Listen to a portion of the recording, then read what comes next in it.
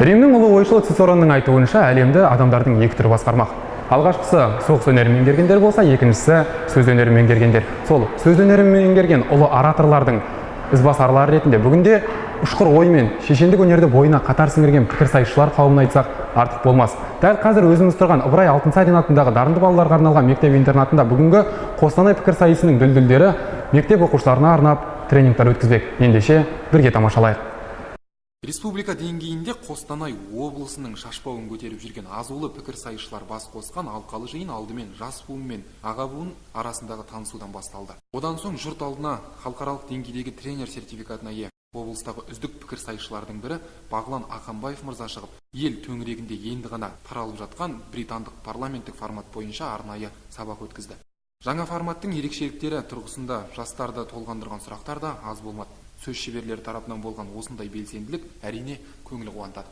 Бүгінгі болып жатқан басқосу, Қостанай дебатерлардың басқосуы бұл пікірсайыстың дамуына өте қажетті нәрсенің бірі. Өйткені пікірсайыс ол адамға сыни ойлауын, адамның білімін, ғылыми дамуын, яғни танымдық дамуын, дүниетанымдық дамуын дамытады, қалыптастырады және де көптеген тәрбиелік мәнін біле береді. Жиналыс ары қарай жас пікірсайысшылардың логикалық ойлау қабілетін арттыру мақсатында әртүрлі қызықты ойындарға ұласты.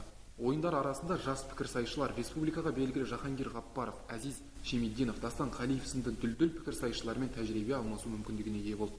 2,5 сағатқа созылған жиын республикада ЛД королі атағына ие Дастан Қалиев пен облыстық, аймақтық турнирлердің чемпионы Азиз Шемиддинов арасындағы Линкольн Дуглас форматындағы көрсетілім ойынмен аяқталды. Тек қана позитивті ойлаған, ньютон ғана. Менің басыма неге алма түсті, мен ары қарай оны істеймін. Немесе алманы жеген бүкіл адам алма жеңізді. Бірақ та соны істеген кезде Джобстың қасына мені ғана іздестеген Apple деген iPhone шығаруға. Пікірсайысқа енді қадам басып келе жатқан балапан ойшылдардың бұл ойынға деген ілтипаты зор болды.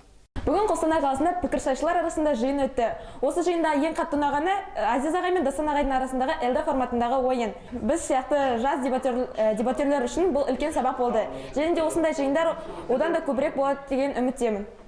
Қостанай пікірсайысшылар ассоциациясының жоспарына сенсек, осындай басқосулар алдағы уақытта да жалғасын табады деп күтілуде. Қостанай пікірсайысының болашағы әрине ол жастар. Ал жастардың дамуы үшін осындай жиындар керек ақ. Нұрислам Жұмакенов, арнайы жастар ТВ үшін.